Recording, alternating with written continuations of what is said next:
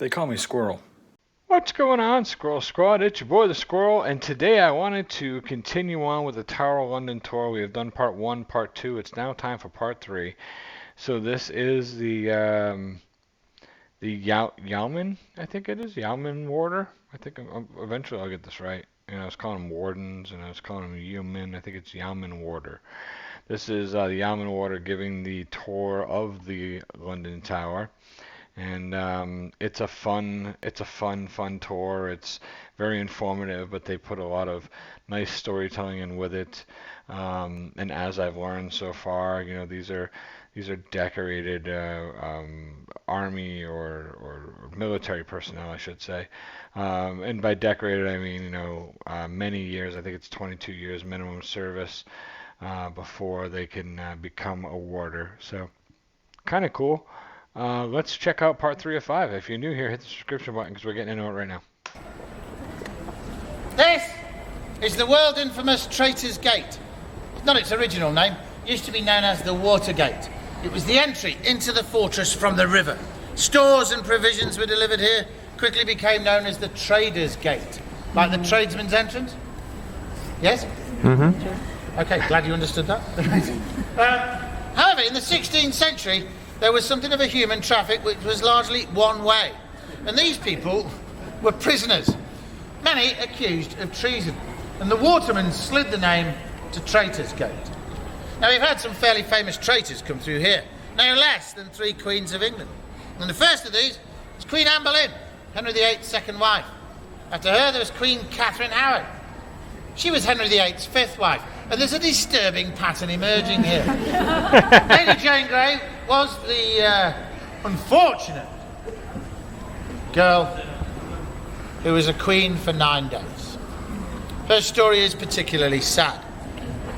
She was forced onto the throne of England by her father-in-law against her wishes. His name was John Dudley. He was trying to deny the Catholic and true heir Mary Tudor the throne. There are 2 important elements in any society. These are the army and the public. They joined with Mary, and after 9 days, she had the crown back. She then set about getting herself a nickname. Bloody Mary!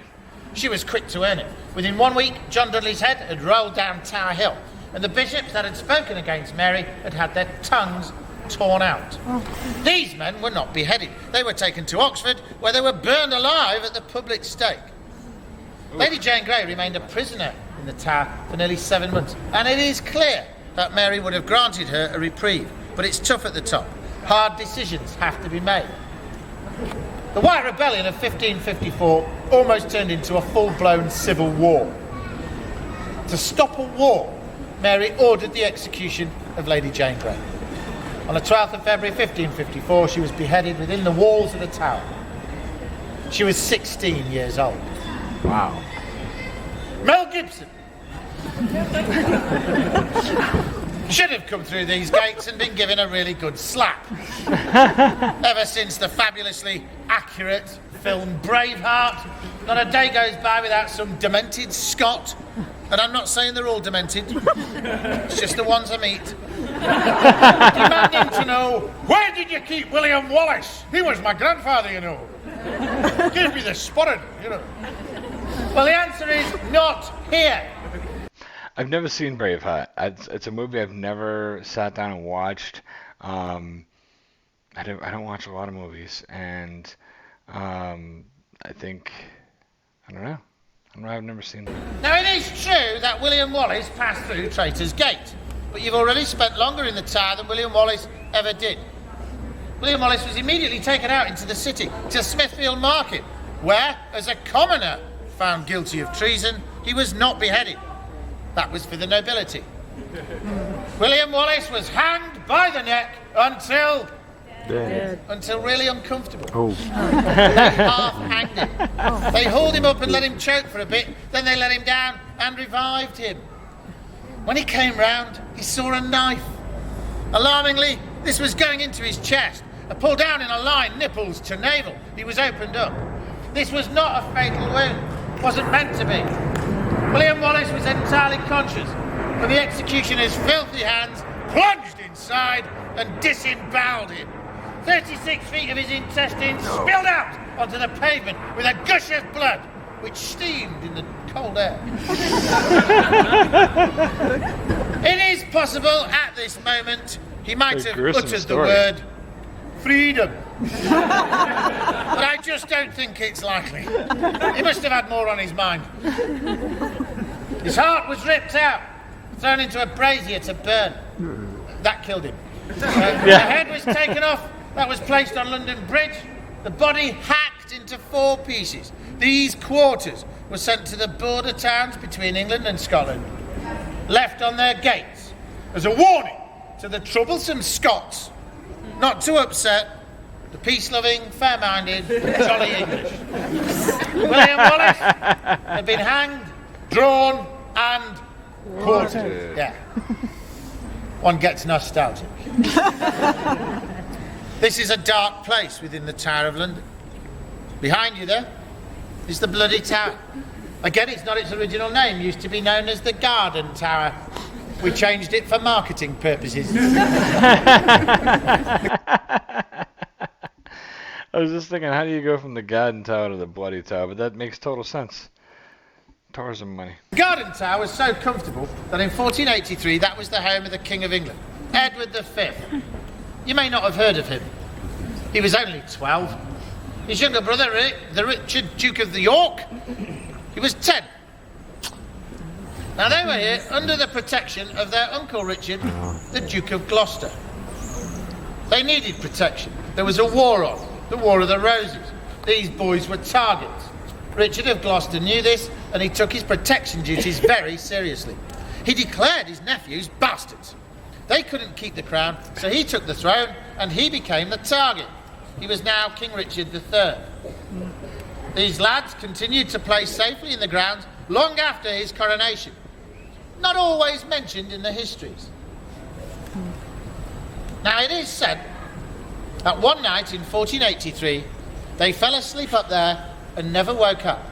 That during the night they were smothered to death with their own pillow, stabbed with a dagger for good measure. Now I'd like you children, especially you young children, to think about that at bedtime. Does your uncle ever babysit? Not anymore, right. Their disappearance was a mystery for nearly 200 years. In 1674, workmen on the south side of the White Tower uncovered a box. Inside this box were the remains of 2 small boys. The experts at the time declared that these were the bones of the princes. Charles II commanded that they be taken to Westminster Abbey, laid in Innocents' Corner that he named in their honour. Who killed them? We don't know. But Shakespeare would have us believe it was Uncle Richard. Now let us not forget whom Shakespeare was writing for. A redhead. And you never upset a redhead, do you? No. Elizabeth I was a Tudor, and it was her grandfather, Henry Tudor, who defeated Richard at the Battle of Bosworth in 1485. Took the crown from Richard's dead head, proclaimed himself king. Couldn't have done that if these lads had been alive. Commanded his men to tear Richard's body limb from limb. The body parts were thrown in the River Soar. When the men returned from this job, they were made the Yeoman of the Guard. That's us. It's entirely possible our founding father had these boys murdered. Shakespeare couldn't write that. Not if he wanted to keep his head. History's always written by those who win. We'll never know who killed those boys, but we do know that what Shakespeare called the Bloody Tower, a name that stuck, has always been the gateway to the inner wall. It's an amazing amount of history of the London Tower. You know, the more and more I keep hearing about it, it's extremely old, and like all the, you know, I mean, obviously lots of lives have been decided in this tower or near it, and it's just been, there's a lot. It's pretty, this history is really amazing. It's pretty awesome. That's a 2.5-ton oak and steel portcullis. Beyond it, those gates weigh nearly 3 tons. As an attacking army, you'd find those closed. It's going to take time, hacking through those with your poxy little swords and axes. Time is a luxury you don't have in combat. The defenders are now going to be dropping things on you. Cows, sheep, unwanted children, salad, all the usual rubbish stuff. Yeah, Fachet la vache. Huh? Yeah. That's a great source of history, Spamalot, if you... teaches you a thing about medieval defensive architecture, I can tell you. If you managed to break through the gates, you would be rejoicing. No. You would be rejoicing. Oh. Yay! Somewhat half-heartedly. You would charge in. At the far end of the chamber, though, were more gates and another portcullis. These two would be closed. You smash up against those gates, the whole army thrusting in behind you to get away from the falling cattle. And now you realise you're in a death trap. Yeah. Boiling lead pours in on you from the murder holes in the walls. It's good, isn't it? Now, this marvel of medieval defensive architecture became redundant when explosive technology took over. You'd simply blow a hole in a wall and push your troops through. A vaulted ceiling was placed there in the 14th century, and you can no longer see the murder holes. But in a romantic gesture, in the 16th century, Henry VIII had likenesses of all 6 of his mothers-in-law sculpted. They are now placed in there to fight off evil spirits. You can admire those as we charge through to the broad stairs and the White Tower. Charging implies speed. Let's go. All right, well, there we go. We learned another nice little chunk of history. That the Braveheart digs are pretty good. Thank goodness I've never seen it. This is something I think I would really enjoy when I make my way over to the UK, over to England in particular, and I get to check out the Tower of London. And I would love to go on one of these tours. I just think it'd be kind of cool, you know. Really, really unique history and told in a unique manner, and that's why these guys are special, and that's why I'm watching these videos, because it's unique and it's different. And the gentleman tells a great story while educating everyone. So pretty cool. I really enjoyed it. I hope you guys did as well. I will catch you guys soon. I hope you have a great rest of your day today. Until next time, squirrel out.